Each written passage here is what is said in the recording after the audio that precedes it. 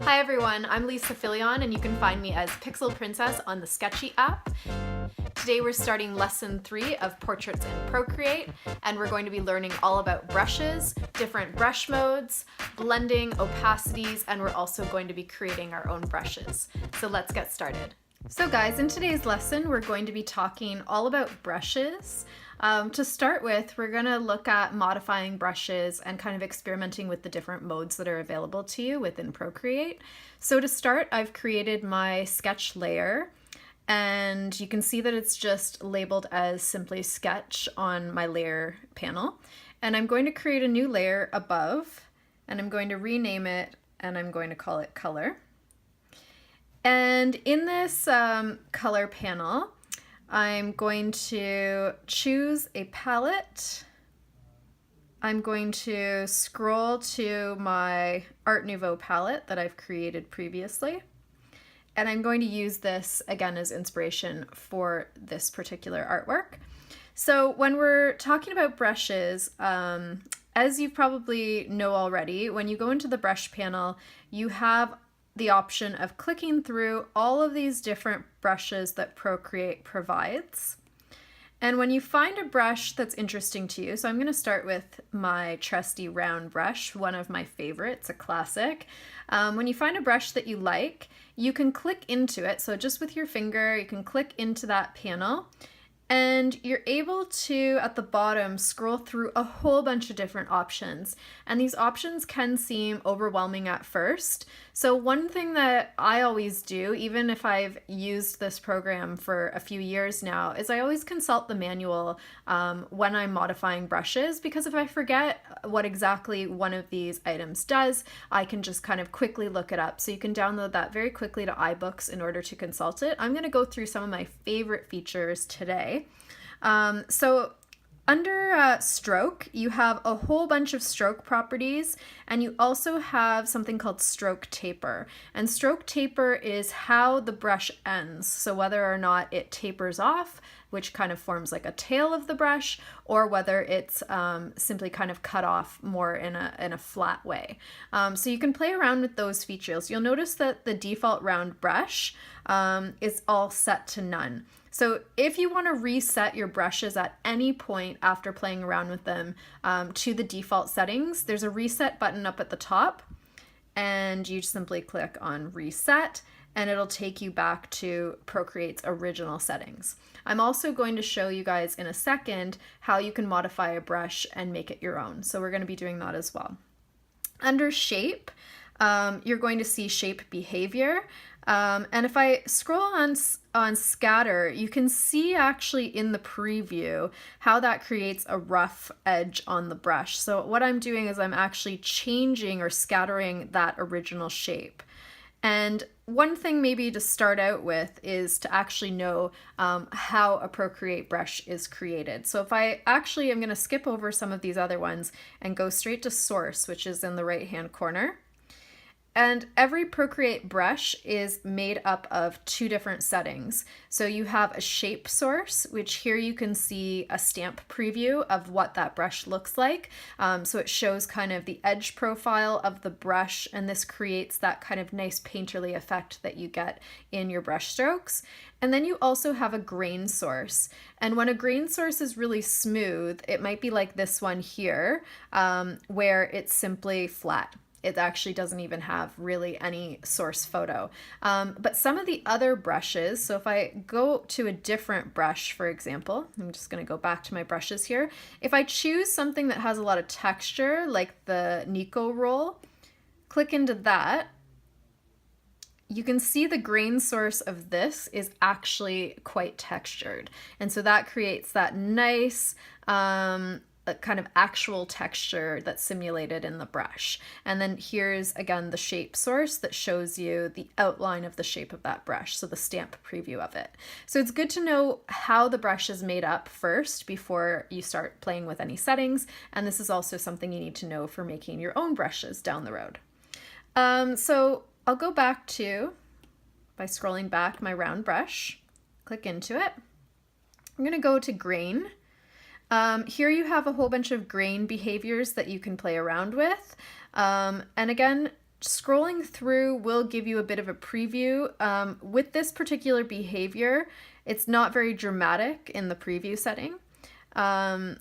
So you'll see that you don't really see too much in terms of grain behavior. So this is something, again, that may be more beneficial to something that actually has more texture to it, right? So if I go to source, it's because my grain source is actually flat. So this, you would see something more dramatic happen with a brush that's selected that actually has a texture.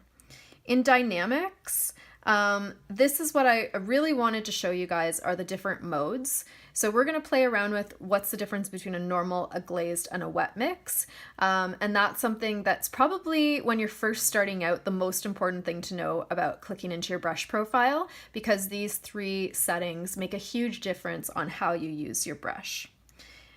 So here under pencil settings, these settings will be useful to you if you have an Apple Pencil. You can adjust the pressure as well as the tilt of the pencil. And then under general settings, we have different behaviors such as size limits, which can be very, very helpful, especially if you're using a very large high definition canvas. You might want your brush to be larger than what the default is. So if I scroll back, you can see how small the brush is in the preview, and you can bring it to its max size. And again, you can adjust the minimums as well. You can adjust the opacity down here as well. So the next thing I want to show you guys is some of my favorite brushes and also how you can easily organize brushes as well. So when you go into your brushes menu here, and again you have all of your brushes listed down here, and you can keep scrolling, you'll notice at the bottom I have a few that are different than what you might have on your list. So I believe the Procreate brushes end at water. I've made an extra set called watercolor, which I'm going to show you guys how to do.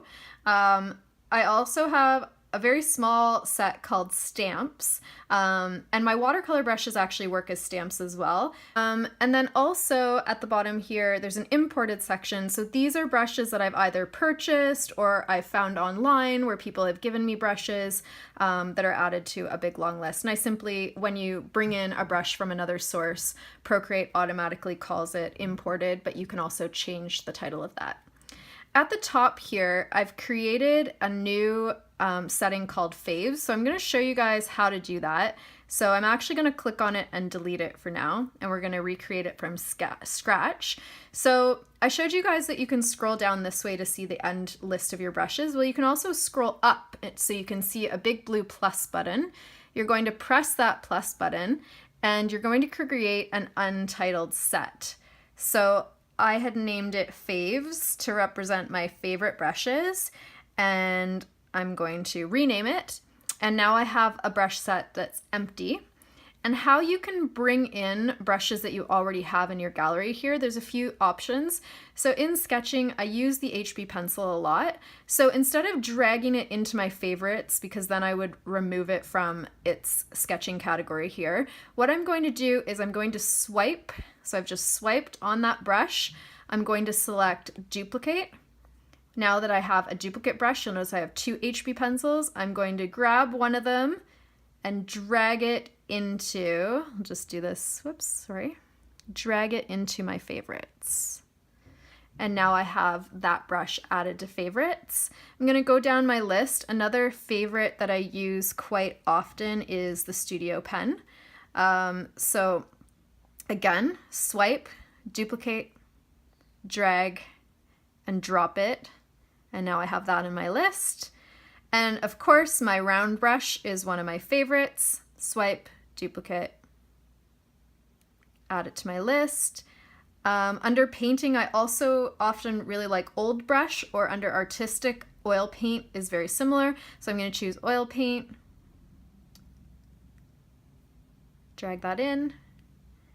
And then let's see, one more that I really, really like is under spray paints. I use these flicks often. Drag that in. Oh, there's so many that I like. Another one that I really like for making hair is flowing hair. And I'll add that in. Okay, so now I have a whole bunch of favorites, and I can reorganize them. So by simply clicking on them, holding them, and dragging and dropping them wherever I want on the list. You can reorganize it however you'd like. And then you have kind of quick access to the brushes that you use most. So now we're going to kind of experiment with these brushes and see what they can do on the different modes that are available to them. So for this next part of the demo, I've created 3 layers named normal, glazed, and wet mix, and I've placed them below my sketch layer. So I'm going to show you how each of those function. So we're going to start with normal. I'm going to use that round brush under the normal settings. And I've selected kind of a mid-tone of the skin tone of my source photo over here, which is from the Sketchy app. And I've also set my opacity to 50%.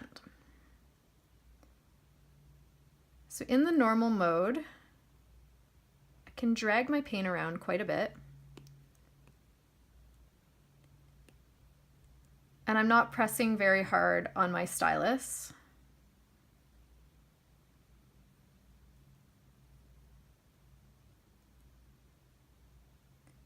The paint's actually flowing pretty well. I'm going to choose a lighter shade to add in some of the highlights.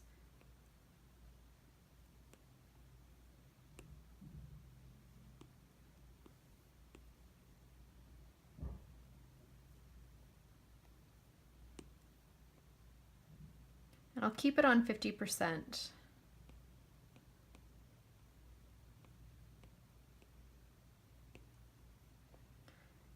Okay, so that's a really quick rendering with not a lot of time put into it, just to show you how the normal mode works for the round brush. Now what I'm going to do is I'm going to uncheck that layer and I'm going to go to the glazed layer. So under round brush, change it to glazed.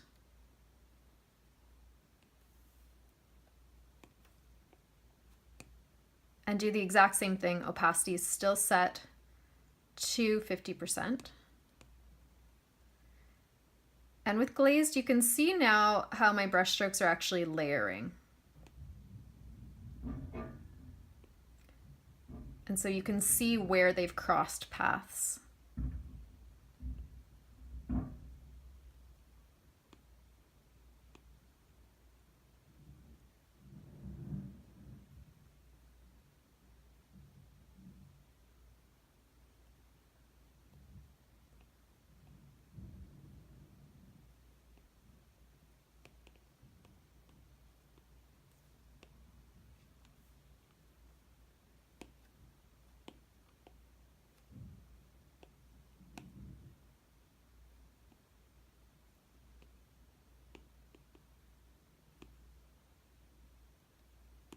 And just really quickly, hopefully that gives you an idea of the kind of effect you can get from the glazed mode. So I'm going to uncheck that one, and then I'm going to select wet mix.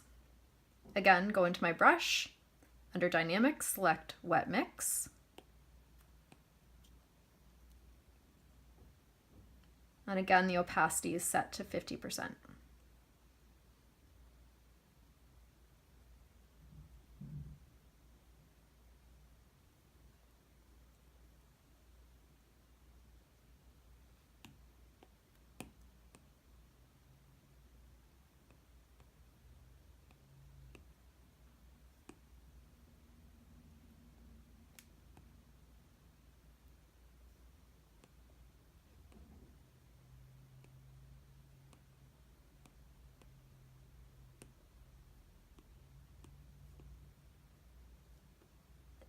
And again, really quickly seeing what effect it has. So one last time, that's wet mix, glazed, and normal. Okay guys, so I've spent a few minutes coloring things in. I ended up keeping all of the normal glazed and wet mix layers that I showed you before, so they're all visible on my layer panel. And then I added another color layer where I kind of used a mix between all of them. And I even added a color layer above my sketch layer to add a few more details. So that's what we're going to continue to use, is this color layer that is above the sketch. and we're just going to experiment with a few different brushes. So if I go back to brushes and go back to my favorites, I wanted to show you some effects that you can create with the different brushes. So I'm going to start with this Flicks brush, which again you can find under spray paints. And so we're going to use that for his hair here. So if we look at the hair, it might have like kind of an interesting texture and effect to use this brush. I'm going to take kind of an unconventional bluish color, reduce my opacity a bit,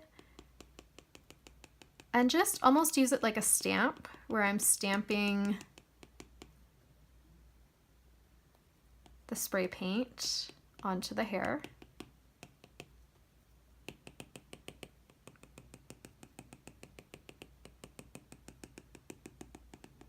And you can actually also use this technique for skin tone too, because skin isn't always perfectly filtered and smooth. Sometimes on certain photos you might want to show some pores, for example, and you might want to use something like the spray paint brush, something that has a little bit of a texture but that's pretty fine, and just add a little bit of texture to your artwork. I also often use the spray paint brush to add freckles.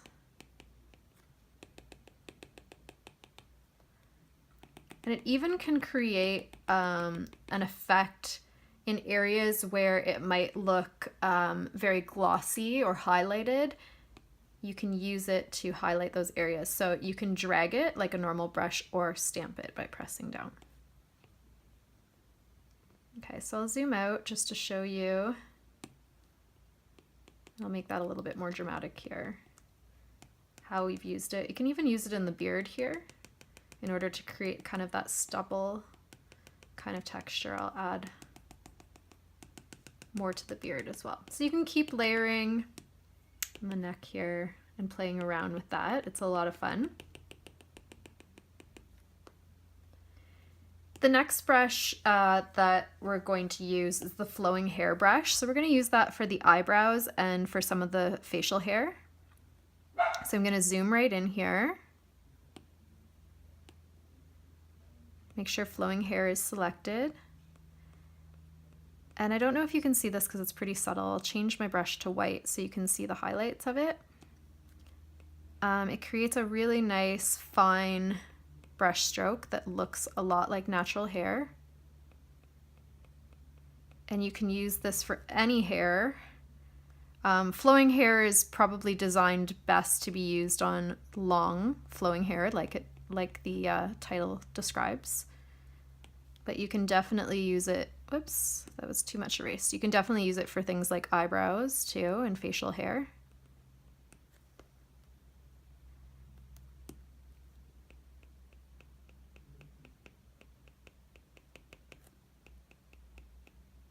I'm going to use it to cut in a little bit of that scar that he's got in his eyebrow. And then I'm also going to use it almost like a reverse effect, and I'm going to take the color of the skin tone that is over his mustache here, and I'm going to actually paint that in just to make that mustache blend a little bit better. And then I'll take his mustache color and in the areas where it's a little thicker, I'll put it over top. Okay. And for curly hair, you can definitely use this brush. It might not be the best for curly hair, but you can use it a little bit more expressively, like I'm doing right now, in order to add curls. So I'll add that into his beard. And you can create some nice hair texture with this brush. Another one of my favorite brushes to use is simply the Studio pen for doing really precise details and outlines. So for this area here, there's a lighting effect on his eye. So you might want a brush that can give you really crisp outlines. And I'll just make that a little bit more precise than it was before.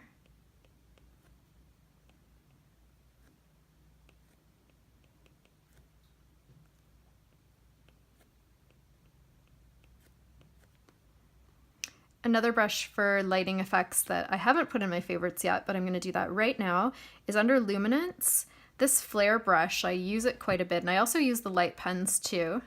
So I could drag it in, but whoops, remember I'm going to duplicate it first. I almost didn't follow my own direction. Drag it into my favorites. And it's great because you can again use it as a stamp, and you can add little highlights, little lighting flares into things like eyes. I'm gonna change that a little bit, it's more subtle. You can also use it for jewelry. So for the nose ring here, I could add a little bit of a lighting flare too to suggest that the jewelry is glowing. And I'll do it for a lot of his jewelry pieces here. So that's just great for adding a very quick lighting effect. I've showed you guys the pencil before, and then oil paint is great for things like animal fur, also for hair. So in this case, I'm going to use it again to just keep adding to the beard.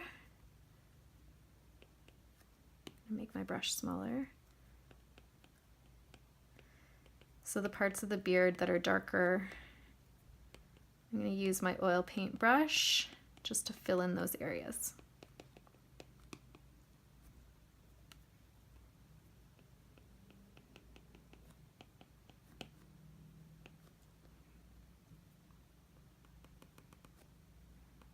Also great for facial hair too.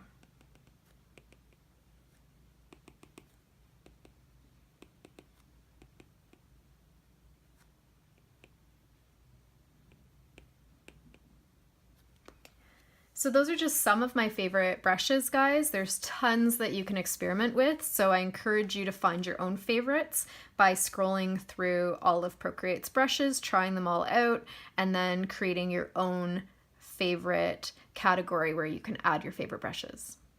Last but not least, I'm going to show you how to make your own brush from scratch. And for this demo, we're actually going to create our own brush source using real watercolor paints. So I'm going to use a black paint, and I have a watercolor brush here. So what we're going to do is do kind of a wet on wet technique. So adding water onto my paper, and then I'm going to take my black paint and press it down and let it explode.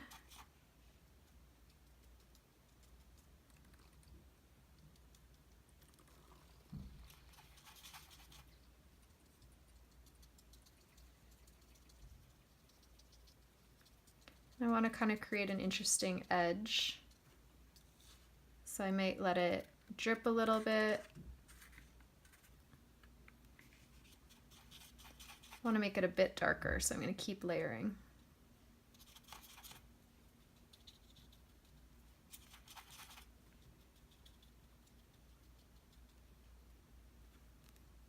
And add a few flicks to it too.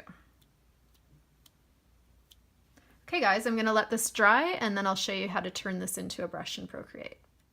Okay, so now that our watercolor shape is dried, what I'm going to do is take my iPad, and I've put it in the square mode, and I'm going to take a nice close-up photo of the shape.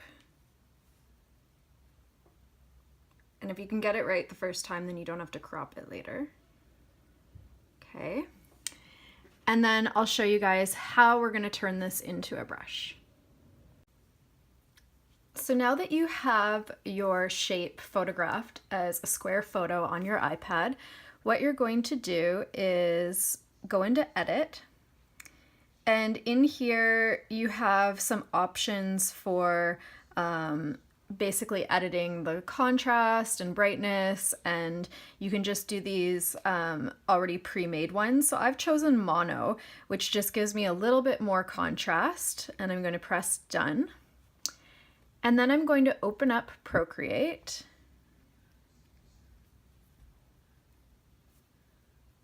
And open up our Lesson 3 portrait.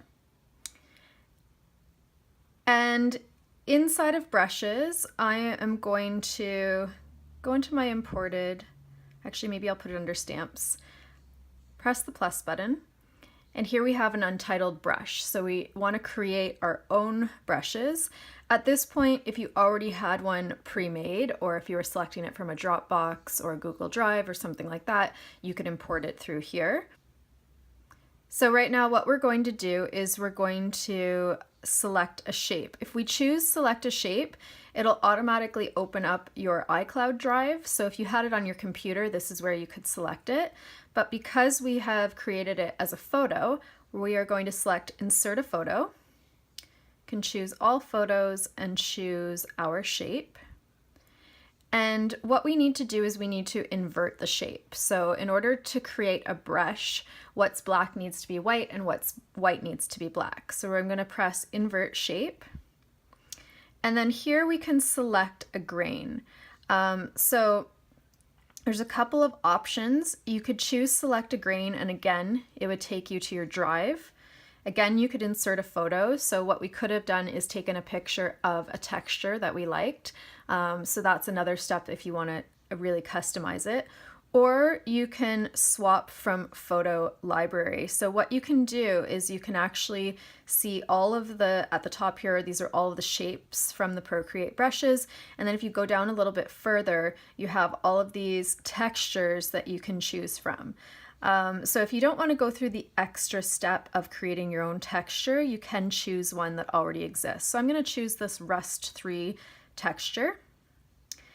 And now what's happened is it has shown me exactly what my brush is going to look like. If I go to source, you can see that there's my shape that has been inverted. So now what was once black was now white.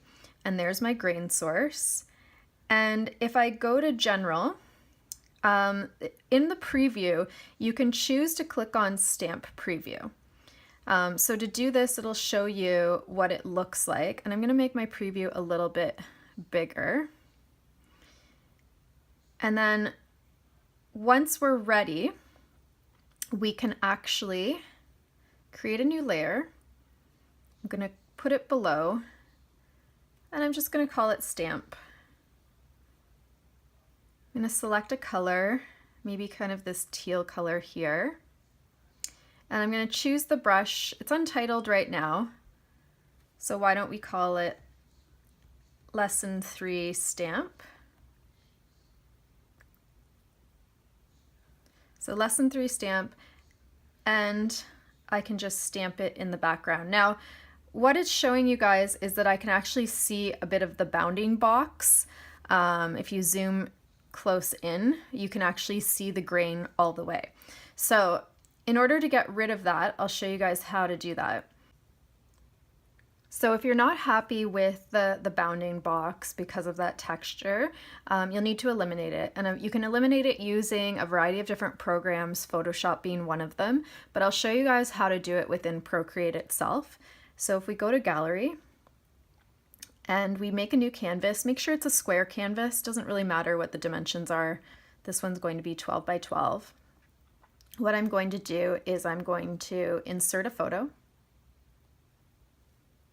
I'm going to choose my blotch, make it a little bit bigger, something like that maybe. And then I'm going to use the selection tool. So what we're going to do is select automatic and just click around and click on the areas that we want to eliminate. So I want to get rid of some of this extra texture that gave us that bounding box. And then after you've done that, it's kind of counterintuitive, but what you're going to do is you're going to click on that arrow, uncheck from this, and then if you go backwards, so undo, what it's going to do is it's going to mask off just the parts that weren't selected. And then you can take your eraser and you can take a nice big brush and just go over the whole thing in order to eliminate that background. And then once you're confident that you've gotten rid of all the texture, you can just uncheck it, and now you have the perfect shape to work with. So now let's go back in and import this back into our brush library. So now we're back into our portrait. We're going to go back to brushes, and we want to basically be on lesson 3 stamp. Click into it, make sure you select source, and we're going to insert a different photo. So the one that I just modified, I had exported it and saved it. So we're now going to insert that photo. There we go. And then now we're going to test out the new stamp. And look, no bounding box in this one. Now it's pretty small, so I'm going to go back into my brushes, and if you guys scroll through, there's lots of different ways, again, that you can modify this brush. So you'll have to play around with the different settings to get it exactly the way you want it. But one thing to look at is size limits. If you use a nice big canvas, so remember I used a 12 by 12 inch canvas at 300 DPI, I actually have a lot of room to play with to make this a pretty big brush. So we can actually, you can see in the preview just how big it's getting. So I'm going to make it fairly large. I'm going to undo my little ones. And now because I'm working already on a pretty high resolution canvas, I actually can use this the way that I want. And if that's not big enough, I can go back into my size limits and make it even bigger. And get some nice brush strokes happening around the portrait. And that's how you create your own custom brushes. So that concludes today's lesson. Thanks so much for drawing with me today.